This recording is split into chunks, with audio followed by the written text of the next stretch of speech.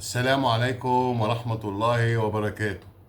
ألف مبروك للنادي الأهلي العظيم، ملك أفريقيا وبطل أفريقيا ودوري أبطال أفريقيا للمرة ال 12 الفوز بيها. وده كان متوقع بعد ما شفنا الترجي في الماتش الأولاني، وعرفنا إن الترجي تعبان جدا، ولو فضل يلعب الأهلي 100 سنة في تونس مش هيغلبه. الأهلي فريق عظيم وقوي ومستقر وعنده إدارة ناجحة وعنده لعيبة ما شاء الله. كولر مدرب هادي وناجح، وألف مبروك لجماهير النادي الأهلي وأصحاب الأهلوية كلهم.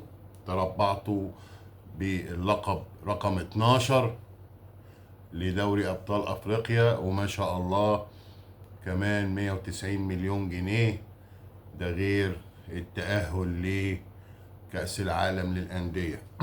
طبعا النجاح ده له أسباب كتيرة، يعني فريق مستقر، إدارة ممتازة، مصطفى شوبير 8 9 ماتشات ما دخلش فيه ورا جول.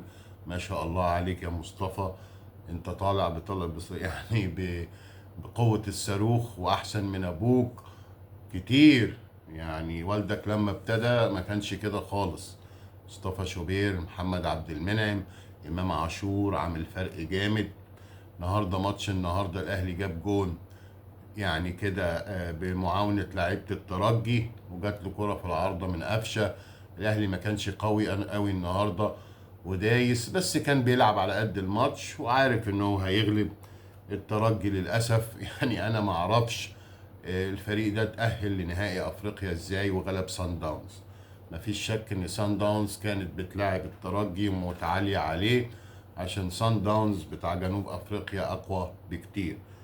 انما الاهلي النهارده فرح جماهيره وفرح المصريين اللي بيحبوا النادي الاهلي، والف الف مبروك للنادي الاهلي.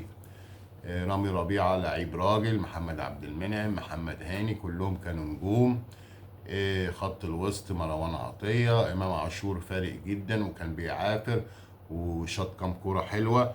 وحتى الشوط التاني لما الأهلي هدي شوية والترجي يعني ما جاتلوش إلا شوطة أو كورة واحدة. يعني أنا كنت متأكد بنسبة 200% إن الأهلي هيغلب حتى 3 و4 0.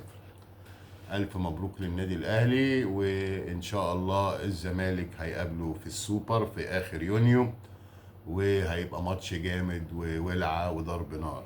أشكركم لحسن المتابعة، مبروك، ودايما نشوفكم على خير وانتصارات للنادي الأهلي والكرة المصرية. الكرة المصرية السنة دي أهلي وزمالك، كونفدرالية ودوري أبطال أفريقيا، ما شاء الله. عقبال المنتخب مع حسام حسن بقى، وجاي له ماتشات جامدة في تصفيات كأس العالم، ويكمل فرحتنا إن شاء الله. شكرا لحسن المتابعة، ودايما نشوفكم على خير أعزائي المشاهدين. ميرسي.